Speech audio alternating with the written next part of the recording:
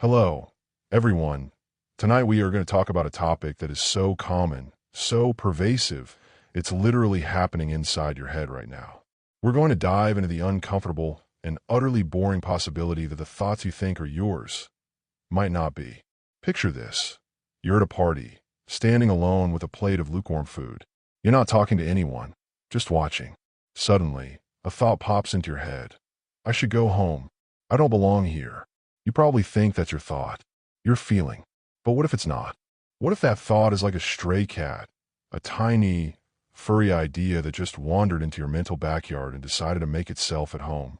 You probably won't survive this thought, by the way. It'll stick around, and you'll start to believe it, to build a whole mental narrative around its little life.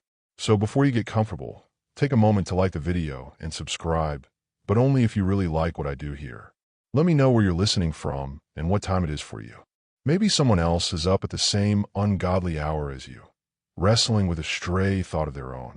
Now, turn off the lights, maybe turn on the fan for some soothing noise, and let's get started tonight. You settle into bed.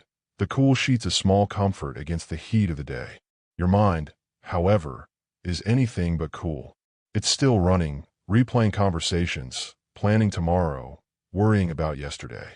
You try to turn it off, but it just won't stop. It's like a radio station stuck on the same static-filled channel. And then, a new thought appears. Maybe it's a snippet of a song you heard in a store, or a line from a commercial, or a concern you picked up from a friend's casual comment. I should really start a new diet. And you think, yeah, I should. But was that really your idea? Or did it just drift in, an unwitting puppet of some external force?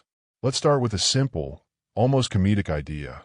You, the intricate, beautiful mess of a human being that you are an unwitting puppet. A marionette with 1,000 invisible strings, each one a little thought, a little idea, pulled by something outside your direct control. Think about it. When you get a new idea, say, to reorganize your sock drawer, do you honestly believe that thought sprang fully formed from the depths of your unique, individual soul? Or did you just see a picture of a perfectly organized sock drawer on social media 2 hours ago? The string was pulled. The thought popped in. You, the puppet, danced. This isn't about being weak-willed or easily influenced. It's about a more fundamental, almost terrifying truth. A massive percentage of your thoughts are not original. They are echoes, fragments, and repurposed sound bites from the world around you. You walk into a coffee shop, and the smell of freshly ground beans triggers a thought. I really should try to be more mindful. Where did that come from? It's the ghost of a self-help article you scrolled past on your phone, a little thought seed that's been waiting for the right sensory cue to sprout. It feels like your idea, a moment of profound personal insight, but really, it's just a coffee-scented memory of an internet stranger's advice. You're a thought sponge, absorbing all the mental detritus the world throws your way. Consider the anxiety you might feel about, say, a global event. You're lying in bed, feeling a knot in your stomach. Is this a new, profound, and deeply personal fear?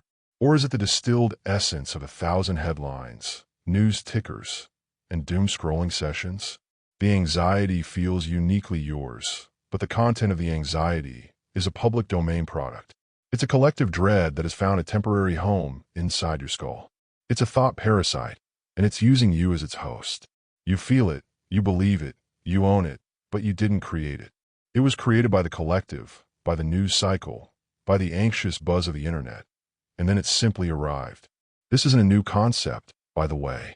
Philosophers have been grappling with this for centuries, probably since the first cave dweller saw another cave dweller with a nicer rock and suddenly had the thought, I need a nicer rock. Was that thought original? Or was it just a reaction, a programmed response to an external stimulus? A caveman puppet dancing to the string of social comparison. Fast forward a few thousand years, and the strings are just a little more subtle. We're not comparing rocks anymore. We're comparing careers, vacations, and even the emotional authenticity of our own thoughts. You get a text from a friend asking how you are, and you reply, I'm great, without even thinking. Then, a few minutes later, the thought, am I really great, pops up. It's a meta-thought, a puppet thinking about its own strings. The first thought was a social obligation, a cultural puppet dance. The second thought, the questioning one, is the puppet noticing the strings for a brief, fleeting moment. It's all so very impersonal, isn't it? The drama, the internal monologues, the deep-seated fears and aspirations. So much of it is just repurposed material. It's like your mind is a dusty old junk shop, and every thought is a second-hand item you found on a shelf. You clean it up, give it a new story, and place it in your mental living room, proudly declaring, "I found this." But you didn't. It was just there, and you, the unwitting puppet, just picked it up. Now, as you lie here, your mind is probably already trying to argue with me, to assert its originality. My thoughts are mine, it screams. But is that screaming thought yours? Or is it just another second-hand puppet dance? A defensive reaction to the idea that you might be, in fact, just a collection of echoes? And here's the kicker. This isn't necessarily a bad thing. It's just a thing. It's the way we're built. We're social creatures, designed to absorb and reflect the world around us. Your brain isn't a vacuum-sealed, perfectly insulated vault of pure originality. It's a messy, open-air marketplace of ideas, where thoughts are bartered, stolen, and traded constantly. You're not a pristine, self-contained little island. You're part of a vast, interconnected mental ocean, and your thoughts are just the waves that wash up on your shore. Some are big and powerful, some are gentle and calm, but they all come from somewhere else. And you, the unwitting puppet, get to feel them all. The cool sheets might feel less comforting now, maybe a little too still, a little too quiet, as the implications of the last section settle in. If you're just a puppet, a collection of echoes, then where does you come in? Well, you're the one who hears the echoes. You're the one who feels the strings. And more than that, you're the echo chamber. Your mind isn't just a place where stray thoughts wander in. It's a soundproofed, highly reflective room where those thoughts bounce around, get louder, and start to sound like your very own internal monologue. Think of it this way. You hear a catchy jingle on the radio. Maybe it's for a car insurance company. Bum-be-a-dum bum bum bum bum. A little tune plays in your head. You don't own that jingle. It's a manufactured thought product. But what happens in the echo chamber of yourself? You might start humming it to yourself. You might find yourself tapping your foot to the beat. Suddenly, that little snippet of corporate audio becomes part of your mental furniture. You start to associate it with your commute, with the radio, with your own feelings of stress or boredom. It becomes a small, personal part of your day, even though you didn't create a single note. This is the first step in the illusion. You take an external thought, and you make it feel personal through repetition and association. Now, let's scale this up from a silly jingle to a complex idea. A friend complains about a coworker. They're so passive-aggressive. Your friend says, you nod along, maybe offer a sympathetic comment. The thought, passive-aggressive, is now in your head. It's an external concept, a label, a piece of psychology jargon you've just been handed. A week later, you're in a meeting and your boss makes a seemingly innocuous comment. Suddenly, that thought, that echo from your friend's conversation, bounces off the walls of your mind. That was so passive-aggressive, you think. The thought feels like an original insight. You've now personalized it. You've applied it to your own life, your own context. But it's just a borrowed tool, a second-hand idea you're using to interpret the world. You're not a thought creator. You're a thought refurbisher. You take old, second-hand ideas and you give them a fresh coat of paint. This is the process of internalization. It's how we build our entire worldview. We are constantly absorbing thoughts, beliefs, and opinions from our parents, our teachers, our social media feeds, our favorite movies. We don't just passively receive them. We actively recirculate them. We make them part of our narrative.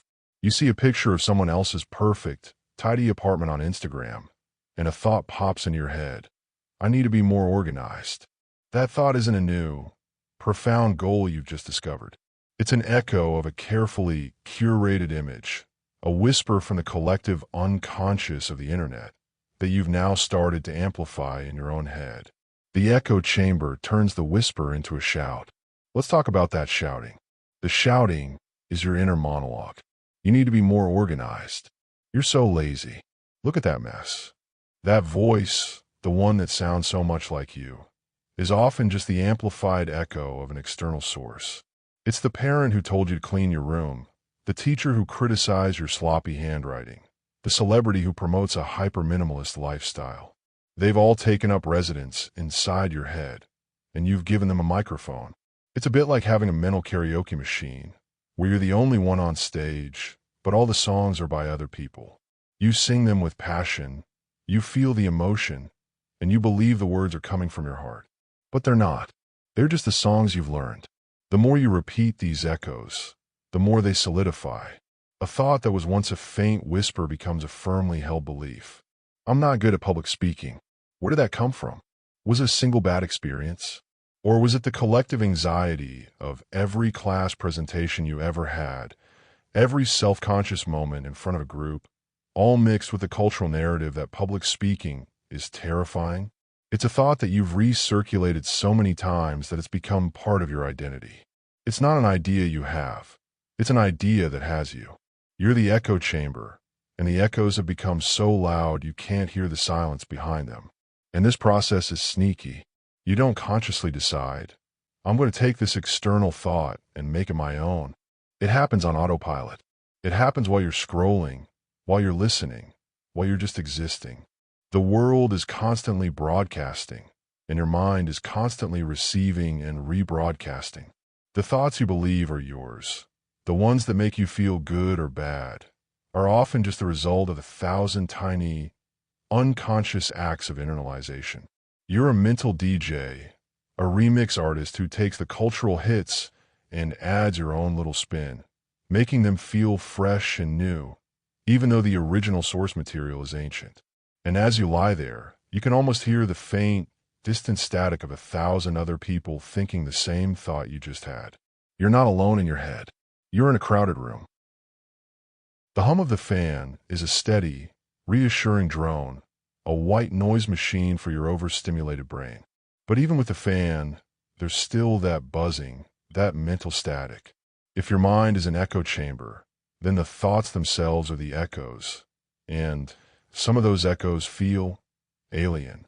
This brings us to a more unsettling, almost sci-fi concept.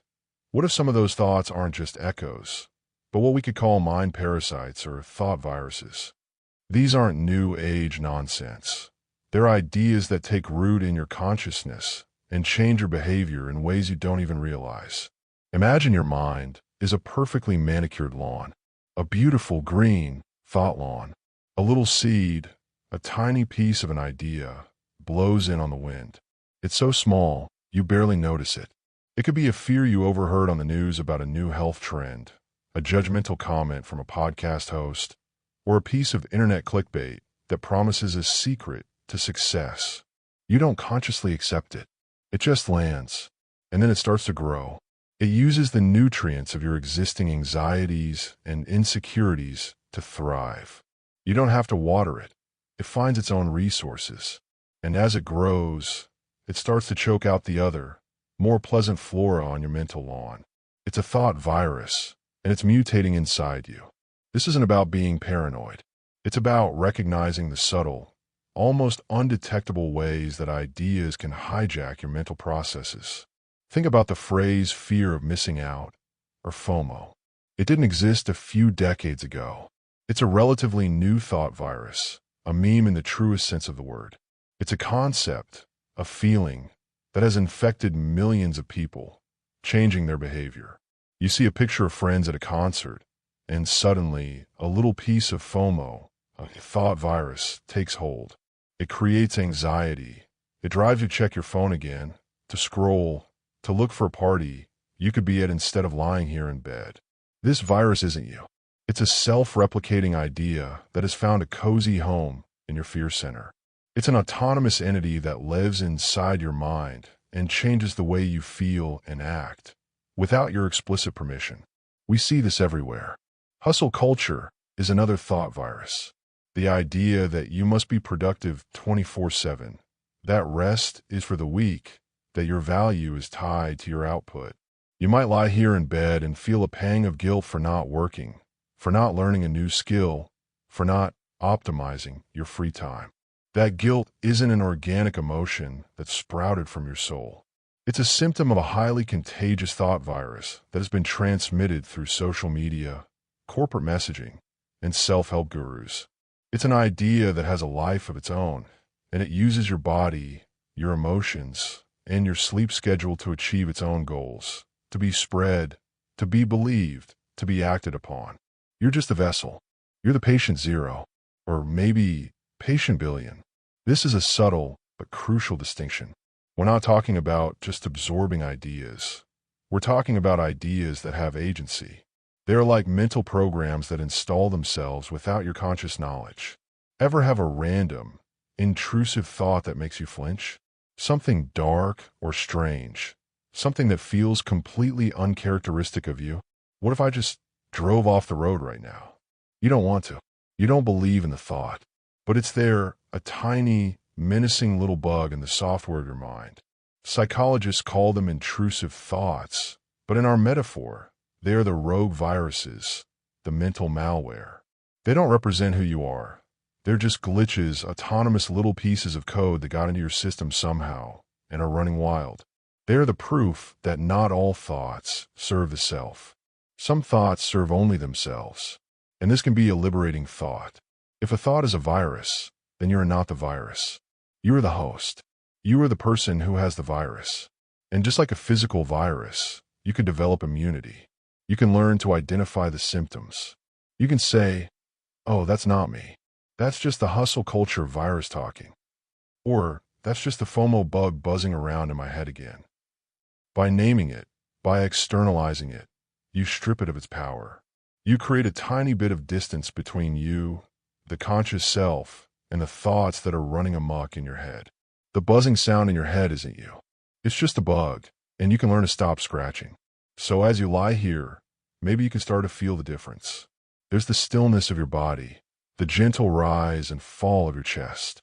And then there are the parasites, the buzzing, the nagging feelings of guilt and fear and anxiety. They're just running their little programs inside your skull. You can't get rid of them completely, but you can learn to see them for what they are.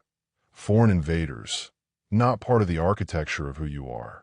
The hum of the fan, the softness of the bed, those are real. The thoughts about your productivity, about what others are doing, about whether you're good enough, they're just little mental viruses. And you can just let them run their course. You don't have to engage with them. You don't have to believe them. The quiet of your room deepens. The fan hums on. And if those parasitic thoughts are like viruses, then what is the machine they've infected? It's your brain, of course. A wet, complicated network of neurons firing away, creating a ghost in the machine that we call consciousness. This is where we get into the truly boring, mind-numbingly complex part of our little chat. The ghost of your thoughts, the ones that feel so real and so personal, have a neurological basis. They are not magic.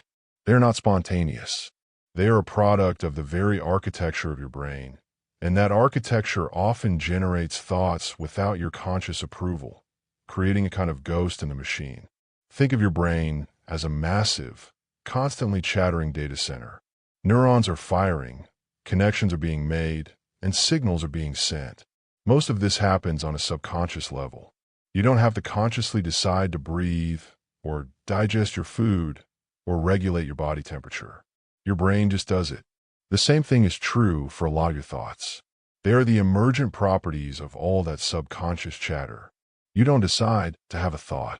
It just appears. It's like a computer program running in the background, and all of a sudden, a little pop-up notification appears on your mental desktop. I should call my mom tomorrow. Where did that come from?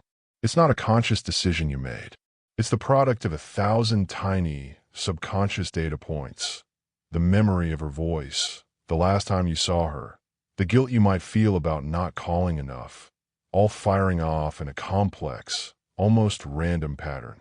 The thought is the ghost, and your brain is the machine creating it. Neuroscience backs this up in the most unromantic way possible.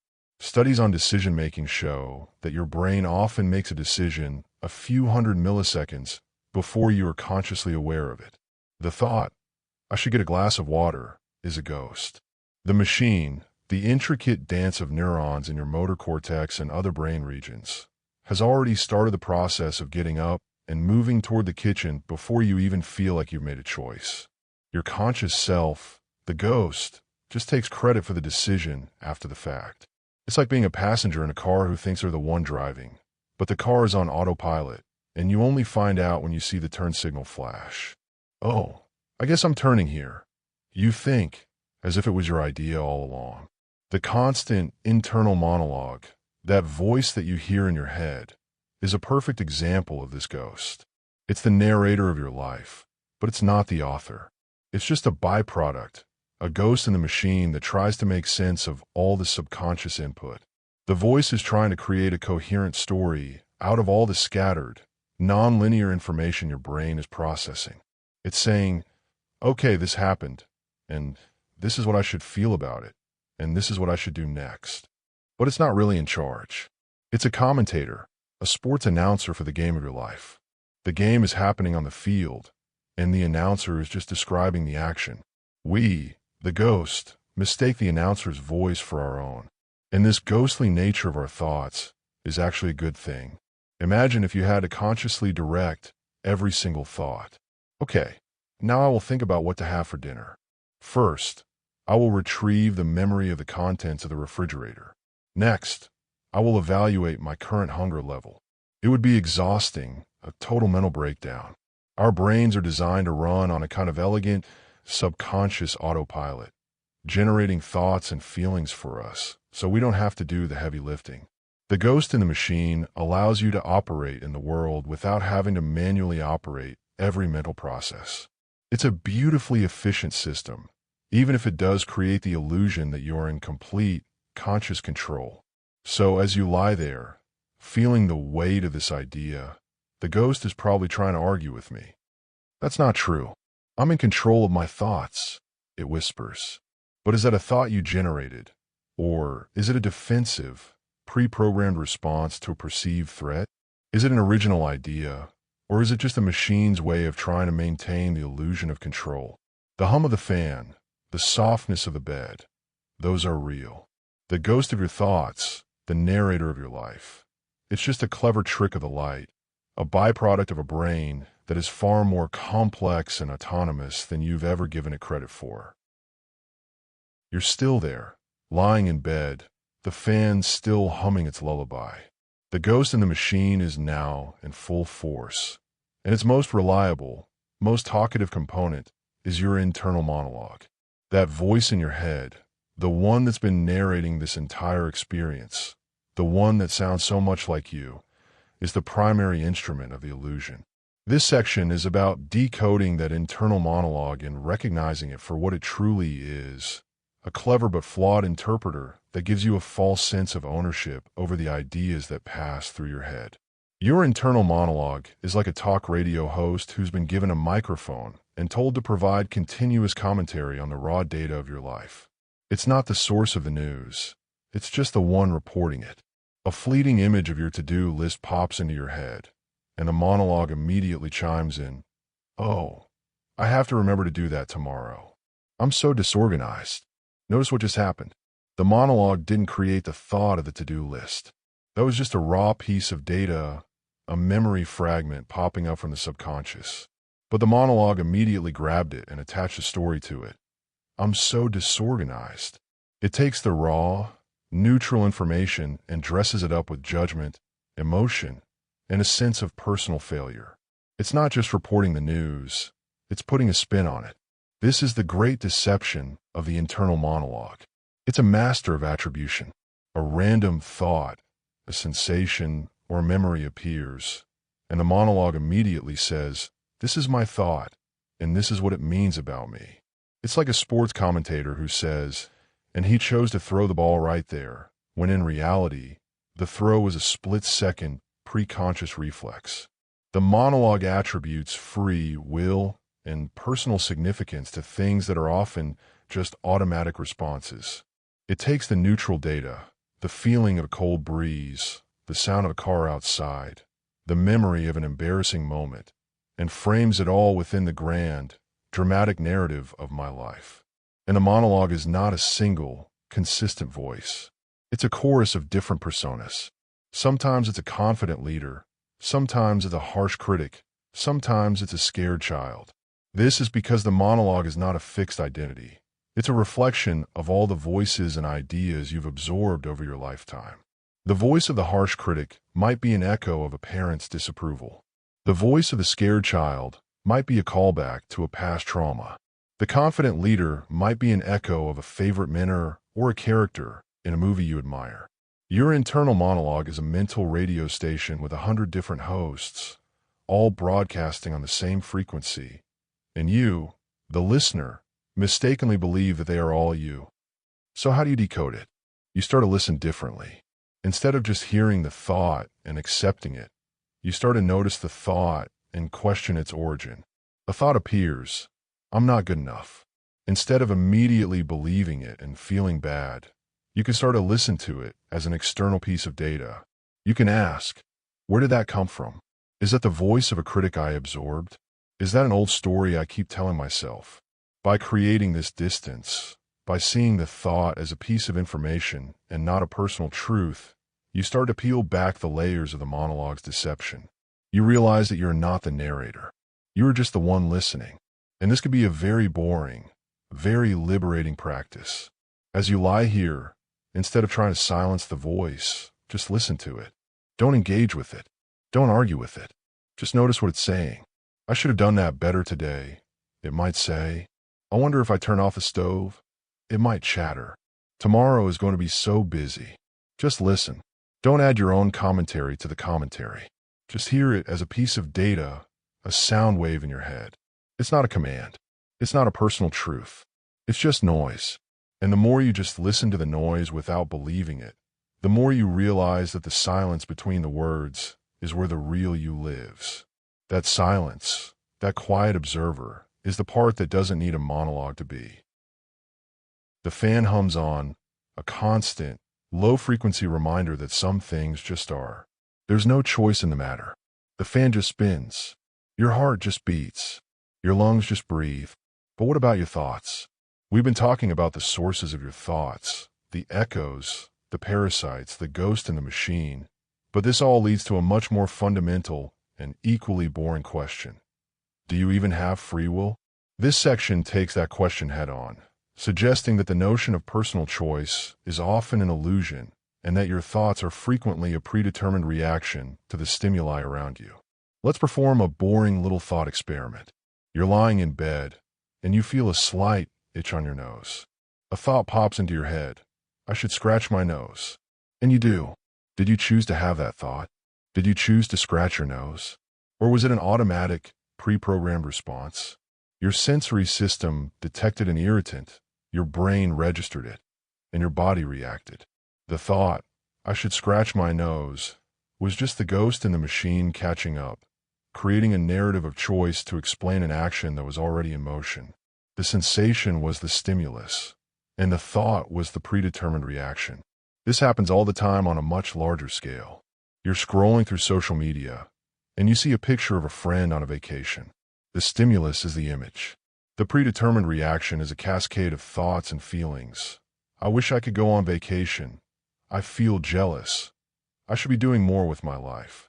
You might feel like you chose to have these feelings, that they are a reflection of your true desires. But what if they're just the predictable outcome of seeing that particular stimulus? Your brain is a complex machine, but it's still a machine, and it's constantly running a program.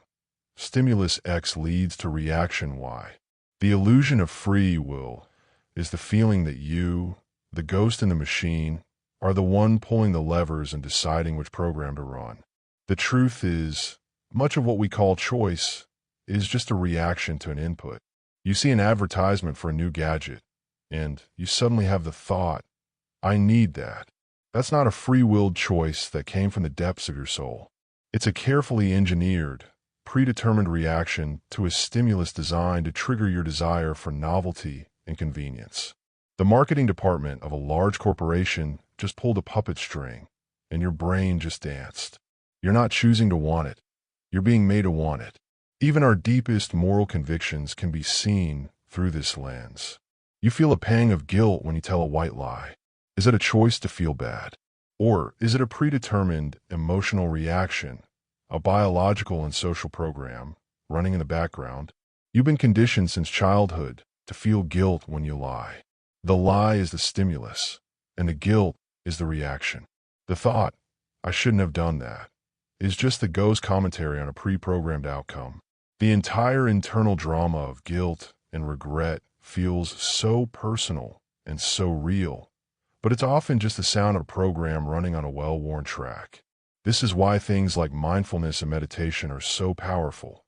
They're the practice of creating a tiny gap between the stimulus and the reaction.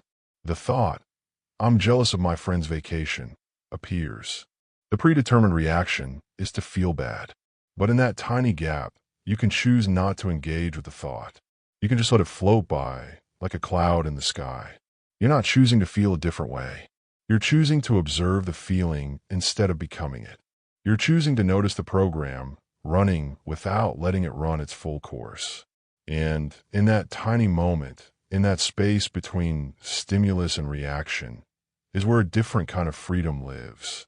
So as you lie there, feeling the coolness of the air on your skin, the weight of the blanket, the subtle ache in your muscles, these are all stimuli. The thoughts that arise from them, "I'm so tired, I should get up and stretch, this feels nice," are all reactions. There is no moral failing in this. There is no great cosmic tragedy. It is simply the nature of being. The illusion of free will is just another thought, another program. And you can choose to just observe it running. The fan just spins. Your thoughts just appear. And you, the observer, can just be. The fan still hums, a low, consistent sound that has now become a part of the background, no longer a distraction. The bed is soft. Your body is heavy. You've been on a long, boring mental journey, and we've arrived at the final, most crucial point, letting go. If your thoughts aren't really yours, if they're just echoes, parasites, and the ghost-like byproducts of a pre-programmed machine, then the solution isn't to fight them. The solution is to detach from them. This final section is about finding peace by learning to treat your thoughts like a passing thought circus, something you can watch with gentle curiosity, but don't have to join. Think of your mind as a stage, and your thoughts are the performers. There's the clown of anxiety, juggling 1,000 worries. There's the acrobat of ambition, doing a dangerous high-wire act. There's the ringmaster of the internal monologue, loudly announcing each new act. For a long time, you thought you were the ringmaster. You thought you were in charge of the show. But now you're starting to see that you're just a member of the audience. The show will go on whether you're there or not. The clowns will juggle. The acrobats will fly. And you, the observer, can simply watch. Letting go isn't about trying to stop the circus. That's impossible. Trying to stop your thoughts is like trying to stop the clouds from moving across the sky. The more you try, the more resistance you create, and the more power the thoughts have over you. Instead, you change your relationship to them. You go from being a performer or the ringmaster, frantically trying to control the show, to being a calm, detached audience member. You watch the clown of anxiety and think, "Ah, there's the anxiety clown again," juggling his three-ball act of money, health, and social standing. And you don't engage. You don't jump on stage and start juggling with him. You just watch. This is the core of mindfulness and a very simple, very boring path to sleep. You don't have to empty your mind. You just have to change the way you relate to its contents. A thought appears, "I forgot to send that email." The pre-programmed reaction is a jolt of anxiety. The new, boring, peaceful reaction is to just notice the thought. "Ah, there's the forgotten email thought." It's a little email-shaped acrobat, doing a flip in my head. And you don't have to get up. You don't have to feel bad. You don't have to do anything. You just watch the acrobat perform and then disappear. By practicing this gentle detachment, you start to reclaim the space between the thoughts. You find the silence that was always there, behind the sound and the fury of the thought circus. The thoughts are not your identity. They are not your destiny. They are just events in your awareness. They come and they go. They're like cars driving down a street. You are not the driver of every car. You are just the person sitting on the front porch, watching them go by. Some are loud and flashy, some are old and slow, but they all just pass. So as you lie here, maybe you can feel this. You can feel your breath, the steady rhythm of your own life. And then you can notice the thoughts that appear. A worry about tomorrow, a memory from yesterday, a sudden flash of an idea. Don't fight them. Don't engage with them. Don't tell yourself they are good or bad. Just watch them. Hello, thought. You can say in your mind. There you are. You've appeared. Now you'll disappear. And just like that, you start to find the real you, the quiet, peaceful space that was there all along, beneath the constant noise. It is late now. The fan is a gentle presence in the dark, a quiet hum that soothes the last of the day's mental chatter. Your body is heavy, a peaceful anchor in the soft bed. The thoughts are still there, little whispers and echoes in the vastness of your mind. But they no longer feel so urgent, no longer so personal. You can feel them appearing, little ghosts in the machine, little acrobats on the mental stage, but you don't have to get up and join the show. They are not you. They're just there. And you, the quiet observer, can just be here in the gentle darkness. The world is outside. The worries are on the other side of the door. The thoughts are just passing clouds and a vast, empty sky. That is where you live. Your breath is soft, your body is still, and there is nothing you need to do, or be, or think. Good night.